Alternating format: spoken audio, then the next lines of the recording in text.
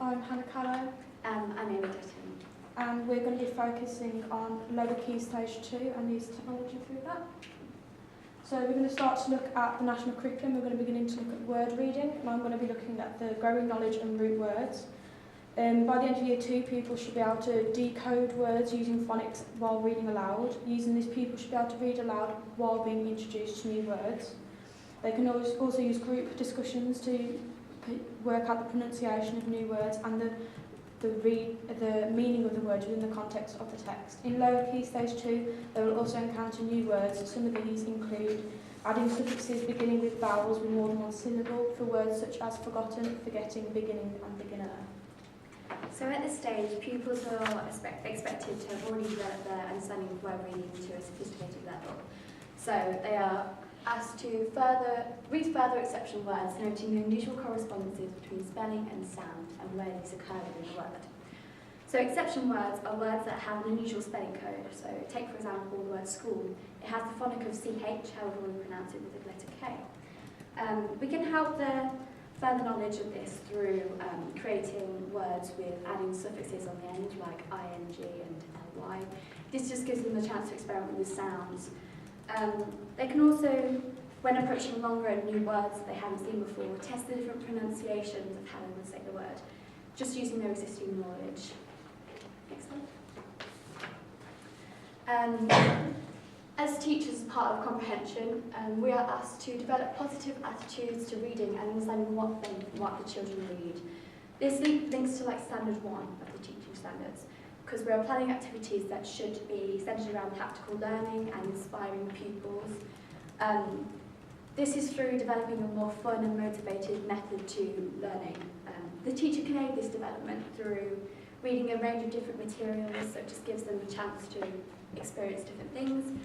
And we can encourage dialogic talk within the classroom. So with reference to Robin Alexander's work, we can initiate a question, pupils give a response, and we can give them feedback. This just gives them a chance to express their views upon English and teach them further steps to improve. So ultimately, they will develop a positive attitude if they're good at and will succeed in their English studies. Another part of the comprehension part of the national curriculum is to understand what they have read and what in books they've read independently. This strands allows room for discussion of the books they've read, and if they understand them fully, through guided discussion they can also talk about characters' feelings and the motives the characters could have had and stuff that is implied through the text. This is linked to Vygotsky's theory, as children do not learn independently but they learn as part of a group. So this is my example of a game that I've created. The original document is interactive, but basically it was suggested by Mihaela Bade that one of the most useful and enjoyable methods to encourage learning acquisition consisted in reading learning language games. So I've used examples from the year 3 and 4 curriculum of spelling words. So country, for example.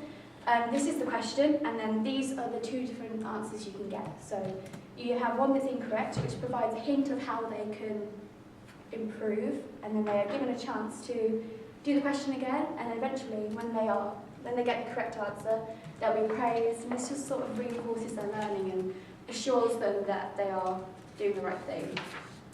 So, what is the point of making games and using games in English? The use of practical programs that are interactive can aid practical learning in the classroom. So lessons that can easily be done with paper and pen sort of just can be brought away from that and gives children a chance to, instead of having to copy and paste from the teacher, they can just express their learning in a more creative and fun method. So Mentor itself promotes the use of inquiry-based learning by bringing teaching away from more transition models of learning. So from this, they basically ask questions, the use of trial and error with the questions, with the PowerPoint, if they get it wrong, they're encouraged to try again.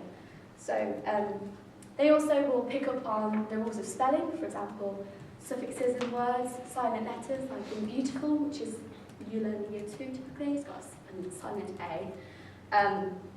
In terms of social learning theory, if they are motivated by these games and more creative ideas, they will be more likely to attend, retain and reproduce the information. So this is an ebook I created on Storybird. This is the cover and the page from the beginning, middle and end of the story. The opportunity with ebooks is that you can make them interactive, so you could have sounds or music in the background to hold the children's concentration for long if they struggle to do it with normal books. You could also have the words highlighted as you go along, so for lower ability students they'll be able to keep up with the fluency of reading. There is also words out here out the English appendix for Year 3 and Year 4. There is also a few for Year 2. You could change it depending on the ability of the student to introduce hard words or easier words. So, how ebooks impact teaching and learning. Morgan says the visual component of picture books can be easily valued for the emergent readers and children with various types of reading difficulties. This study shows how ebooks can engage students that normally find literally hard and reading a hard task to carry out. They can also make new words easier to understand. Ebooks should be fun, interactive and easy to follow. As I said before, the follow me along highlighted words will make it easier for lower ability students. Especially the multimodal ebooks, they can become more fun and they can be interactive with the whole class. Morgan also states that the more pleasant experiences, the more likely enhance their motivation. And as teaching standard 2 is to promote good progress, if the books are more motivating, the teacher is more likely to get more progress out of the students. Differentiation is also available with ebooks and teaching. As I said before, you can change the ability of them, or you can make the words larger or smaller. So we've decided to look into aspects of special educational needs. For example, dyslexia is a common reading, how would you phrase it? Disability, learning disability, that typically affects the way that information is processed, stored and retrieved. So interventions will be put in place to aid the teaching of reading to people with dyslexia. This will be with teaching phonics, which helps us to learn to decode words and we associate sounds with words. This sort of increases their phonological awareness. We can also teach them about reading fluency, where the student knows more about the word, the quicker it is to decode and retrieve and comprehend these words. Reading comprehension provides explicit instructions upon what is required from the work, and we can give feedback to the students.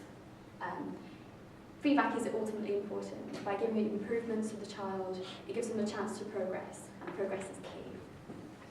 Moving on to technology that can aid literacy, Morgan also states that promote literacy through music and allow many young pupils to have a genuine pleasant experience of attempting to read. As we spoke about earlier, the lower Key Stage 2 curriculum talks about promoting positive attitudes towards reading.